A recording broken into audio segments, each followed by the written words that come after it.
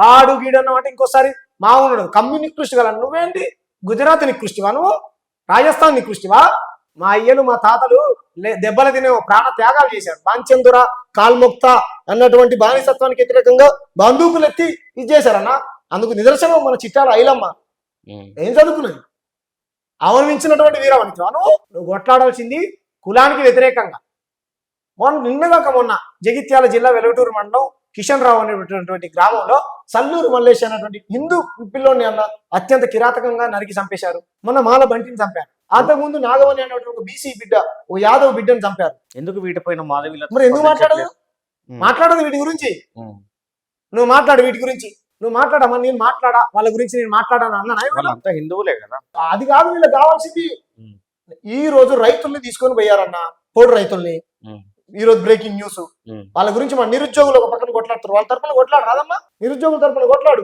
నువ్వు కొట్లాడాల్సింది కేంద్రంతో ఏడున్న రాష్ట్ర ప్రభుత్వాన్ని బదనాం చేస్తుంది ఎందుకు కొమ్ముగా వస్తుందన్న రాష్ట్ర ప్రభుత్వం నాకు అర్థం ఆయన ఏం చెప్పాడు రేవంత్ రెడ్డి గారు నా పాఠం ఏంటిది స్కూల్కు ఏబీవీపీలకు పోయినా కాలేజీలో ఏమో టీడీపీలకు పోయినా ఓకేనా ఉద్యోగం ఏమో దేంట్లో చేస్తున్నా కాంగ్రెస్ లో చేస్తున్నా ఇప్పుడు ప్రజలకు సేవ చేస్తున్నా అంటుండు ఆయన ఎందుకు సహకరిస్తాడు బురద వేయడం కాకపోతే ఏమో నువ్వు దెబ్బలే తినేవో మా వాళ్ళు ప్రాణత్యాగాలు చేసి మాధవిలత గారు అంటున్నారు కదా నేను తెలంగాణ బోనం ఎత్తిన తెలంగాణ సంస్కృతి సాంప్రదాయాలు నాకు తెలుసు ఓకే అంటున్నారు మరి తెలిస్తే సమ్మక్క సారక్కలు అవమానిస్తే ఎందుకు ఖండించలేమ్మా మన సమ్మక్క సారక్క జాతర అయినప్పుడు కేంద్రం నుంచి ఎన్ని నిధులు తీసుకొచ్చావమ్మా హాస్పిటల్ ద్వారా వేల మందికి నేను వైద్య సేవలు కూడా అందిస్తున్నా వైద్య సేవలు ఇచ్చింది ప్రజల నుంచి విమర్శలు ఎటువంటి విమర్శలు వచ్చినాయో కూడా తెలుసు ఏమొచ్చినా రకరకాల కరోనా పీరియడ్ అప్పుడు ₹1,00,000 చూసుకున్నదంట ఎక్కడ హాస్పిటల్లో మీలాంటి ఛానల్ చాలా రకాల వీడియోలు వచ్చాయి వీరంచి హాస్పిటల్ ఉంది కదా మాసప్ ట్యాంక్ దగ్గర చాలా పెట్టుకున్నది అక్క అంతకు ముందేమో వెస్ట్రన్ స్టైల్ ఉన్నది అక్క చదువుకునేటప్పుడు ఎప్పుడైతే కాషాయం తీర్థం పుచ్చుకుందో ఎమ్మడే మన స్వదేశీ వస్త్ర అలంకరణ ఏమంటారు తయారై ముందరికి వచ్చి ఈ రోజు మత పంచాయతీ పెట్టడం మొదలుపెట్టింది అక్క ఇవన్నీ చెప్పాను కదా ప్రజా సమస్యలు ఆకలి మీద కొట్లాడమ్మా అంటరాంతనం మీద కొట్లాడు నిరుద్యోగం మీద కొట్లాడు రైతుల తరపున కొట్లాడు ఎన్ని చూపించాలి రోజుకొక ప్రజా సమస్య వాటి మీద కొట్లాడరు మతం చుట్టూ మతమే కావాలి కదమ్మా నార్త్ నుంచి వచ్చినటువంటి పూజారులు సౌత్ పూజారుల యొక్క ఇది కూడా చేస్తున్నారని పాపం పూజారులు కూడా బాధపడ్డారు ఖండించిందా చిలుకూరి బాలాజీ టెంపుల్ రంగరాజన్ గారి పైన దాడి చేసి ఖండించిందా ఎందుకు ఖండించలే పూజారిని చేసిందా హిందువులే కొట్టుకుంటారు అనే వాదన ఏంటంటే మార్వాడీస్ పాత బస్తీలలో వ్యాపారాలు చేస్తూ అక్కడ ఉండడం వల్లనే అక్కడ ఉన్న మామూలుగా తెలుగు హిందువులకు కాస్త రక్షణగా ఉన్నారు ఆడపిల్లలు ఆఫ్టర్ 6 తర్వాత పోలేకపోతున్నారు ఆ వీధులలో తిరగలేకపోతున్నారు ఆ లైట్లు ఆఫ్ చేసి కనీసం ఏమన్నా కిరాణా షాప్ కూడా పోలేని పరిస్థితి ఉన్నది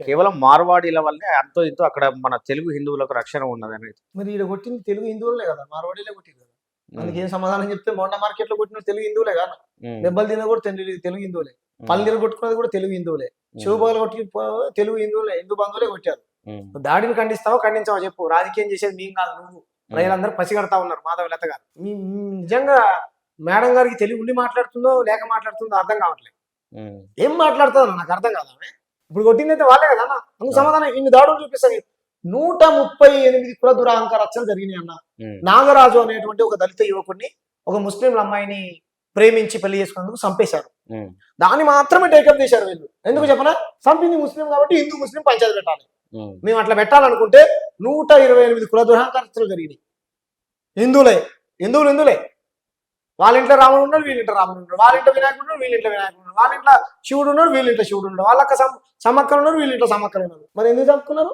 చెప్పమ్మా ఆర్థికంగా వీళ్ళు అంటారు కదా ఆర్థికంగా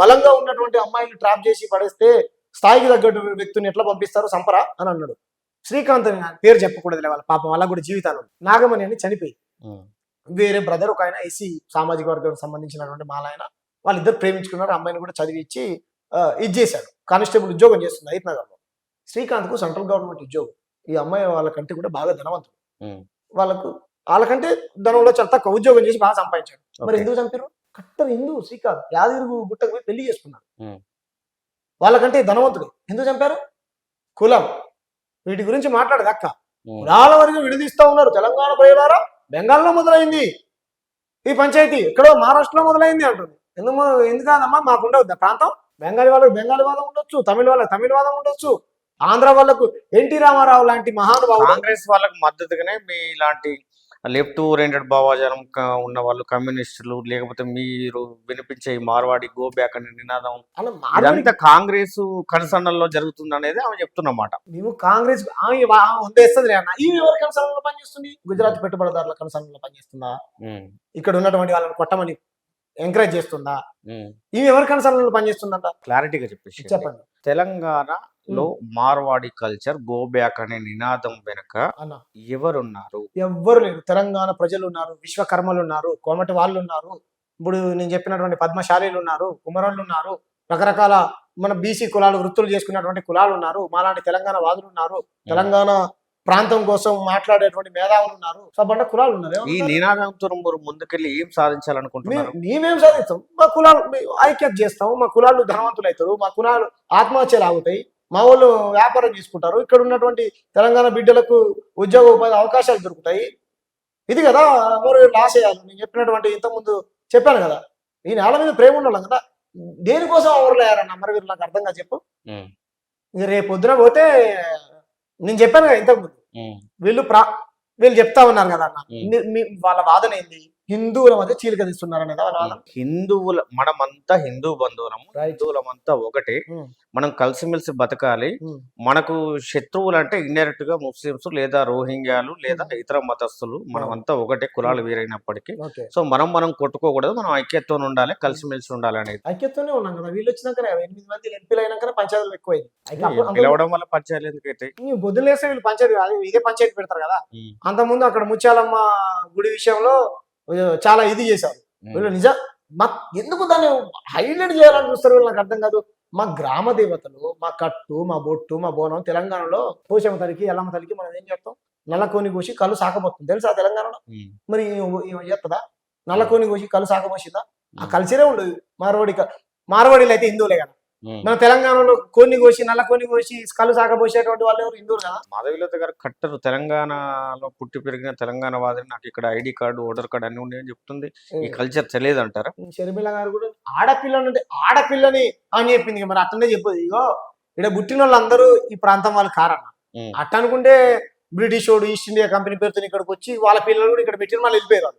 వాడు కూడా ఇక్కడ చెప్తా ఏమంటారు? ఎవరు ఎక్కడైనా బతకొచ్చు అన్న, మేము వద్దనంటలే. వీళ్ళు అంటా ఉన్నారు కదా, ఎవరు చెప్పారు? ఆయన ఆర్టికల్ 19(1) ప్రకారం భారతదేశంలో ఎవరు ఎక్కడైనా బతికేటువంటి స్వేచ్ఛ ఉందంట. ఎవరు ఎక్కడైనా బతికేటువంటి స్వేచ్ఛ ఉంది బ్రదర్. మేము కాదంటలే. కొట్టే స్వేచ్ఛ ఉందా? సంస్కృతిని సాంప్రదాయాలు ధ్వంసం చేసే స్వేచ్ఛ ఉందా? ఇక్కడ కల్చర్ని గౌరవించినటువంటి స్వేచ్ఛ ఉందా? వీళ్ళు ఏం పెడతారన్న? పూర్ణియమ మేకలకు, గొర్రెలకు, కోళ్లకు, ఆవులకు కూడా రక్షణ ఉంది, కానీ ఈ రాష్ట్రంలో మనుషులకు రక్షణ లేదు. ఆ సంఘం ఈ సంఘం మనుషుల సంఘం పెట్టరు. ఇది కదా కావాల్సింది. మిమ్మల్ని అరెస్ట్ చేసినట్టున్నారు పోలీసులు. అరెస్ట్ అంటే అదే అన్న, ఇంకా వాళ్ళకు పైనుంచి వాళ్ళ డబ్బులు ఉన్నాయి కదా, చంపేస్తారంట. అరెస్టులు ఏమున్నది? చంపేస్తారంట కదా. బెదిరిస్తున్నారు కదా, చంపుతా ఉంటారు కదా. చంపనది నన్ను చంపితే నా తలకాయ తెలంగాణలో వేయండి, నా గుండెకాయ తమిళనాడులో వేయండి, ఒక కాలు కేరళలో వేయండి, ఇంకో కాలు బెంగళూరులో వేయండి, ఇంకోటి పాండిచేరిలో వేయండి. ప్రాణాలకు తెగించి చెప్తా. ఇంకోటి పాండిచేరిలో వేయండి. ఉం. ఇంకేమైనా మిగిలి ఉంటే నరేంద్ర మోడీ, జేపీ నడ్డా, అమిత్ షాకి ఇవ్వండి. ఒక వ్యక్తిగా మీరు అంత ప్రాణానికి త్యాగానికి సిద్ధపడి మీరు శ్రీకాంతాచారి మేము దగ్గరుండి మాకు దుఃఖం వస్తుంది అన్న. వాళ్ళ త్యాగాలు చూస్తే దుఃఖం వస్తుంది, ఏడుపు వస్తుంది, బాధ అనిపిస్తుంది. ప్రతి నాయకుడు ఈ ప్రాంతాన్ని, తెలంగాణ అంటే కేసీఆర్, రేవంత్ రెడ్డో, నువ్వో నేనో కాదన్న. ఈ రోజు ఉండి మనం చచ్చిపోతాం. భావితరాలకు తెలంగాణ అస్తిత్వాన్ని ఆయన అద్భుతంగా పాట రాశాడు. జానపద జనజీవ జారువాగ పాటలు రాస్తే ఇదే ఇది కదా అన్న. మా నీళ్లు మాకు కావాలని కదా నేను కొట్లాడింది. అందశ్రీ గారు రాసినటువంటి పాటలు ఎంత అద్భుతంగా ఇది ఉంటది. తలుచుకుంటేనే ఏడుపు వచ్చేస్తుంది నాకు. తెలంగాణ సామాన్య పేరు ఎట్లా వచ్చింది? మీకు మీరు పెట్టుకున్నారా, ఎవరైనా పెట్టారు? నాకు నేనే పెట్టుకున్నాను. నా ప్రాంతం మీద ప్రేమ ఉంది నాకు. తెలంగాణ పిచ్చోడని బాగా తెలంగాణ పిచ్చి ఉంటుండే. అందరు నన్ను తెలంగాణ పిచ్చోడే అని అంటుండే. ఇదే మంచిగా నేనే పెట్టుకున్నాను. కాబట్టి నేనేమంటున్నా అంటే అన్న, వీళ్ళు పెట్టుకోవచ్చు. హిందూ, కట్టర్ హిందూ, షామ్ హిందూ, ఇంకొక ఆయన కాంగ్రెస్, ఇంకొక ఆయన రకరకాల పేర్లు పెట్టుకుంటారు. పెట్టుకొని మేము వద్దనట్లే కదా. మాధవీలత గారికి, మాధవీలత లాగా వాదించేటువంటి వాళ్ళకి అర్థం కావాల్సింది ఏంటంటే, దాదాసాహెబ్ బాల్ ఠాకరే మహారాష్ట్రలో కడదాకా కట్టే గాలిన దాకా ప్రాంతీయవాదం కోసం పనిచేసి చచ్చిపోయినాడు అన్న. ఆయన కార్పొరేటర్ కాదు, జెడ్పీటీసీ కాదు, ఎమ్మెల్యే కాదు, అది శివసేన వ్యవస్థాపకుడు, ఎంపీటీసీ కాదు, ప్రభుత్వ లాంఛనాలతో తుపాకీ గుండ్లు పైకి కాల్చి అంత్యక్రియలు చేశారు. ఎందుకు చేశారు? ఎవ్వరు ముఖ్యమంత్రి ఉన్నా బాల్ ఠాక్రే ఏమంటారు ఆయన కనుసన్నల్లోనే అక్కడ ఉన్న వాళ్ళందరూ పనిచేయాలి. అంత పవర్ఫుల్ నాయకుడు, ప్రాంతీయవాదం అంత బలపరిచినోడు ఆయన. భవిష్యత్తులో తెలంగాణ అంత నేను అట్లా చేయట్లేదు కదా అన్న, మేము అట్లా చేస్తున్నామా? మీరు చూడండి, మహారాష్ట్రకు గుజరాత్ కు జరిగినటువంటి ఇది చూడండి, మేము అలా అంటలేదు కదన్నా. మేమంటున్నాం మా ప్రాంతం 100% మా ప్రాంతీయవాదాన్ని బలపరుస్తాం. మేము మా దగ్గర ఉండాలనుకుంటే మా కల్చర్ని గౌరవించండి, మా వాళ్ళ ఇదే మా వాదన, అంతే తప్ప వాళ్ళ మీద మాకు ఎటువంటి వ్యక్తిగతమైన కోపం లేదు. వాళ్ళు హిందువులు కాదా అన్న? నాకు అర్థం కాదు. మరి దాదాసాహెబ్ బాల్ ఠాక్రే కూడా తప్పే, మా తప్పే. ఓకే, అసలు ఈ తెలంగాణ శ్యామ్ ఈ మధ్యలో బాగా చర్చల్లో ఉన్నాడు, కానీ అసలు ఎవరు ఈ తెలంగాణ శ్యామ్ అంటే ఎవరు? ఏం చదువుకున్నాడు? ఇక్కడ మీది ఏం చేస్తుంటాడు? నా దగ్గర తప్పేమన్నా మీరు అడుగుతున్నాను? లేదు, అడగమన్నది అనుకోరాదు. నేను దళిత సామాజిక వర్గాల నుంచి వచ్చినటువంటి వ్యక్తిని. మా సొంతూరు ఖమ్మం జిల్లా బయ్యారం మండలం, దాని పక్కన చిన్న వినోబాన్ అనే చిన్న పల్లెటూరు. నేను 20 ఏళ్ల నుంచి ఇక్కడ హైదరాబాద్ లోనే ఉంటాను. మా నాయన లేడు, చనిపోయాడు. ఎలాగో చనిపోయాడులే, అనారోగ్య కారణంగా చనిపోయాడు అనుకున్నాను, యాక్సిడెంట్ అయింది అనుకో. ఏమంటారు, మా చెల్లె ఉస్మానియాలో పీజీ చేస్తుంది, మా తమ్ముడు, మా అమ్మ, నేను ప్రైవేట్ ఎంప్లాయీ, ఉద్యోగం చేసుకుంటాను. ఇటువంటి అన్యాయం జరిగినప్పుడు వెళ్ళి, మేము ఆ వర్గాల నుంచి వచ్చినటువంటి వాళ్ళం కాబట్టి అంతో ఇంతో చదువుకొని మాకు ఏమంటారు జస్టిస్ జరగాలని కొట్లాడే వాళ్ళం. అంతే తప్ప వీళ్ళలాగా కోట్ల రూపాయలు స్కాములు చేసి స్కీములు చేసి పూటకు ఒక పార్టీ మారి కమ్యూనిస్టులు అంటుంది కదా ఈ అక్క, ఇలా పార్టీలు ఒక ఐడియాలజీ కోసం, ఒక సిద్ధాంతం కోసం, నైతిక విలువలతోని బతికేటువంటి వాళ్ళం. మేము నైతిక విలువలతో బతికేటువంటి వాళ్ళం కదా. నీ పార్టీలో ఉన్నటువంటి వ్యక్తులే పీడిఎస్ ఏమంటారు దాని నుంచి వచ్చినటువంటి వాళ్ళు ఉన్నారు. వాళ్ళని ఎట్లా చేర్చుకున్నావా నువ్వు? మరి నికృష్టు వాళ్ళంట. ఏం మాట్లాడుతుంది నాకు అర్థం కాదు. ఏ ఎమ్మెల్యే ఉన్నాడు ఇప్పుడు కమ్యూనిస్టు రాజకీయం చేయడానికి? ఏ ఎంపీ అయినా ఉన్నాడా కమ్యూనిస్టు? మీరే కదా 8 మంది ఉన్నది. పోండి, మనకు రావాల్సిన వాటి గురించి మాట్లాడండి, కొట్లాడండి కేంద్రంతో. ఒక ఆయన లేస్తాడు, పొద్దున్న లేస్తే తానం చేస్తా, పెద్దమ్మ గుళ్ళే చొరుతా, చిన్నమ్మ గుళ్ళే చొరుతా, మసీదు, చర్చి, మందిరం తవ్వుతే నీకు, వెళ్ళకపోతే నాకు. ఇదే పంచాయతీ నువ్వు గెలిపించింది? ఓ నీళ్ళ గురించో, నిధుల గురించో, రోడ్ల గురించో, హాస్పిటల్ గురించో, కాలేజీల గురించో, ఉద్యోగాల గురించో, రైతు ఆత్మహత్యల గురించో, గిట్టుబాటు ధరల గురించో మాట్లాడరు వీళ్ళు. మేము కమ్యూనిటీ లైన్ లో పనిచేస్తా ఉన్నాం, మేము దక్షిణాది హక్కుల కోసం పనిచేస్తా ఉన్నాం అన్న. ఇక్కడ ఒక సుప్రీంకోర్టు బెంచ్ ఏర్పాటు చేయాలంటున్నాం తప్ప ప్రతి చిన్నదానికి ఢిల్లీకి. దక్షిణాది హక్కులు అంటే ఇప్పుడు సౌత్ ఇండియా సాధన. ఇప్పుడు ఇక్కడ నుంచి మొన్న రేవంత్ రెడ్డి గారు ఎక్కడికి పోయారన్న? పార్లమెంట్ సీట్లు అక్కడ పెంచుకొని మాకు ఇక్కడ డిమాన్స్ట్రేషన్ పేరుతో ఇక్కడ తగ్గిస్తే మాకు నష్టం జరుగుతుందని టీఆర్ఎస్ పార్టీ కేటీఆర్ గారు కూడా పోయారు కదా, రేవంత్ రెడ్డి గారు కూడా పోయారు కదా, కేరళ ముఖ్యమంత్రి కూడా వచ్చారు కదా, తమిళనాడు స్టాలిన్ దగ్గరికి పోయారు కదా, బెంగళూరు ముఖ్యమంత్రి కూడా పోయారు కదా. ఎందుకు పోయారు అంటే మీ అంతర్గతం చూస్తా ఉంటే నార్త్ కల్చర్ ను వ్యతిరేకిస్తున్నట్టుగా, నార్త్ ఇండియా నుంచి సౌత్ ఇండియా వేరుగా కాబట్టి ఇక్కడ మన మనలో మనకి అట్లేం లేదు. అలాంటి ఉద్దేశం ఏమైనా ఉందా? అలాంటి పోరాటం ఏమైనా కొనసాగించాలనుకుంటున్నారా? మరి రేవంత్ రెడ్డి ఎందుకు పోయిండు? దక్షిణాది హక్కులని ఎందుకు మాట్లాడాలి? ఆయన పోయిండని కాదు, మీ ఇంటెన్షన్ అలాంటిది? అలా ఏం లేదన్న, మాకు అలాంటి ఆలోచన, భవిష్యత్ పోరాటం ఉద్యమం ఏం లేదు మాకు. అలాంటి మేమంతా మేము ఈ దేశం మూలవాసులు, బాబాసాహెబ్ అంబేద్కర్ వారసులం. బాబాసాహెబ్ ఏమన్నాడు? ఆయన ఫస్ట్ ఇండియన్ లాస్ట్ ఇండియన్ అన్నారు. మేము ఈ దేశం మూలవాసులం, మేము ఆది హిందువులం, మేము ఆది హిందువులం. భాగ్యరెడ్డి వర్మ చెప్పినట్టు ఆది హిందువులం మేము. కాబట్టి ఇది కోరుకుంటున్నాం మేము. దక్షిణాది నుంచి ఉత్తరాది నుంచి ప్రధాని ఉంటే దక్షిణాది నుంచి ఉప ప్రధాని ఉండాలి, ఇక్కడ సుప్రీంకోర్టు బెంచ్ ఏర్పాటు చేయాలి, ఇటువంటి కోరుకుంటున్నాం కదా మేము. మా హక్కుల కోసం కొట్లాడుతున్నాం అన్న. ఇక్కడ సుప్రీంకోర్టు బెంచ్ ఉంటే తెలంగాణ ప్రజలు ఢిల్లీకి పోవాల్సిన అవసరం లేదు కదా, ఊరికే అవసరం లేదు కదా అన్న. తప్ప నా వాదనలో తప్పుందా? లేదు కదా.